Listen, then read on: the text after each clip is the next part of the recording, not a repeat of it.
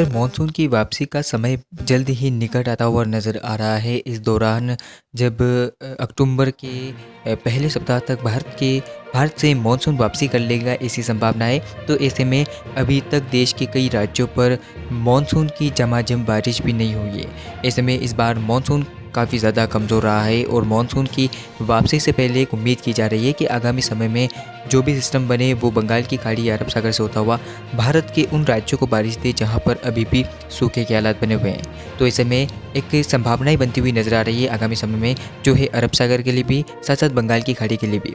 अरब सागर पर बनने वाला सिस्टम लगातार हिंद महासागर से आने वाली स्ट्रॉन्ग हवाओं के चलते हो सकता है, और अरब सागर में अगर कोई भी सिस्टम बनेगा तो उसकी संभावनाएं केरल उससे सटे हुए क्षेत्रों पर रहेगी, जब निम्न दबाव का क्षेत्र भी यहाँ पर विकसित हो सकता है। अभी लगातार जीएफएस मॉडल इंडिकेशन दे रहे हैं कि यहाँ पर सक्रियता बढ़ रही है और आगामी समय में यहाँ पर सिस्टम भी बन सकता है। ऐसे में सितंबर के पहले दूसरे सप्ताह तक हम उम्मीद कर सकते हैं कि अरब सागर पे भी कोई सिस्टम बने जो लगभग आगे बढ़ता हुआ इस तरह से राज्यों को प्रभावित करे, या अरब सागर पर आने वाले समय में स्ट्रॉन्ग सिस्टम बनता है या फिर चक्रवाती तूफान भी बनता है तो ऐसे में काफ़ी अच्छा होगा भारत के लिए। लेकिन हम कह सकते हैं कि अभी इतनी उम्मीद हम नहीं लगा सकते हैं, इतनी इंटेंसिटी सिस्टमों की नहीं है, क्योंकि अल नीनो देश के ऊपर हावी हो रहा है।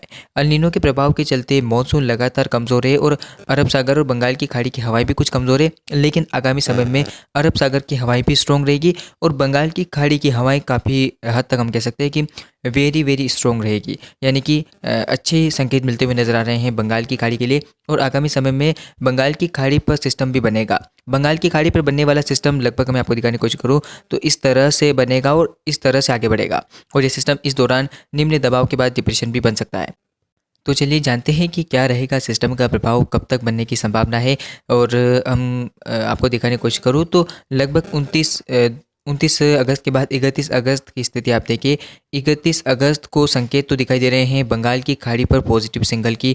जिस तरह की पूर्वी देशों में बनते सिस्टम लगातार बंगाल की खाड़ी से हवाओं को आकर्षक करेंगे, जिससे कि यहाँ पर पॉजिटिव सिंगल नहीं दिखाई दे रहे हैं।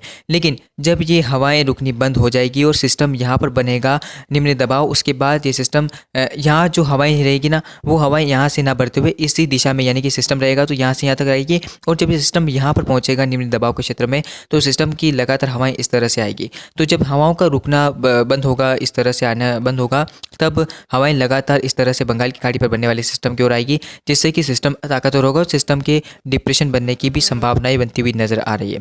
तो चलिए जानते हैं कि क्या रहेगा सिस्टम का प्रभाव, क्या इंटेंसिफाई रहेगा सिस्टम, और सिस्टम का जीएफएस मॉडल क्या इंडिकेशन कर रहे हैं, और सिस्टम के बनने की संभावनाएं कब है इसके ऊपर भी नजर। बंगाल की खाड़ी पर आगामी समय में स्ट्रॉन्ग वेदर सिस्टम बनने की संभावनाएं बनती हुई नजर आ रही है। ऐसे में एक उम्मीद हम कर सकते हैं आगामी सिस्टम से कि ये भारत के उन राज्यों पर बारिश देगा जहां पर अभी भी सूखे के हालात बने हुए हैं, और हम उम्मीद कर सकते हैं सिस्टम से कि ये सिस्टम वहां पर पहुंचेगा जहां पर अभी तक मानसून की झमाझम बारिश नहीं हुई है। तो सक्रियता आप देख सकते हैं किस तरह से बढ़ती हुई नज़र आ रही है। आपके सामने लगभग 8 सितंबर तक का वेदर फोरकास्टिंग है, और आप देख सकते हैं किस तरह से 31 अगस्त के आसपास एक सिस्टम बनेगा बंगाल की खाड़ी पर, लेकिन ये निष्प्रभावी होगा, ज़्यादा प्रभाव नहीं होगा इसका। और उसके बाद लगभग 1-2 सितंबर तक बंगाल की खाड़ी पर कोई एक्टिव सक्रियता नहीं है। हालांकि जो सिस्टम बनेगा उसके लिए परिस्थितियाँ बनती हुई नज़र आएगी, और 3-4 सितंबर को आप देख सकते हैं कि लगभग उससे सटे हुए हिंद महासागर के क्षेत्रों पर बंगाल की खाड़ी पर सक्रियता बढ़ती हुई नजर आ रही है। और आप देख सकते हैं धीरे धीरे सिस्टम बनता हुआ नजर आ रहा है। लगभग 5 सितंबर के आसपास सिस्टम निम्न दबाव के क्षेत्र में बनेगा, और 6 अगस्त के आसपास ये पूरी तरह से स्ट्रॉन्ग निम्न दबाव के क्षेत्र में, और 7 अगस्त के आसपास ये सिस्टम डिप्रेशन की क्षमता में बन सकता है, और 8 अगस्त को ये सिस्टम पूरी तरह से स्ट्रॉन्ग डिप्रेशन की इंटेंसिटी में भारत को हिट करेगा, ऐसी संभावना है। तो ये थी सिस्टम से जुड़ी जानकारी। और ये सिस्टम आप देख सकते हैं किस तरह से 8 सितंबर के आसपास भारत के पर्वतीय क्षेत्रों के आसपास होगा। और ये तस्वीर आप देखिए कि लगभग जीएफएस मॉडल दिखा रहे हैं 8 सितंबर के आसपास। आप देखिए कि किस तरह से सिस्टम का इंटेंस रहेगा, और उसके प्रभाव से दक्षिण भारत और सेंट्रल इंडिया के कई राज्यों पर व्यापक बारिश होने के आसार नजर आ रहे हैं। ऐसे में काफ़ी अच्छा पॉजिटिव सिंगल मौसम के लिहाज से आगे समय में बनता हुआ नजर आ रहा है। तो अभी के लिए इस वीडियो में इतना ही, मिलते हैं अगले वीडियो में। लगातार बने रहेगा वेदर अलर्ट चैनल के साथ। धन्यवाद।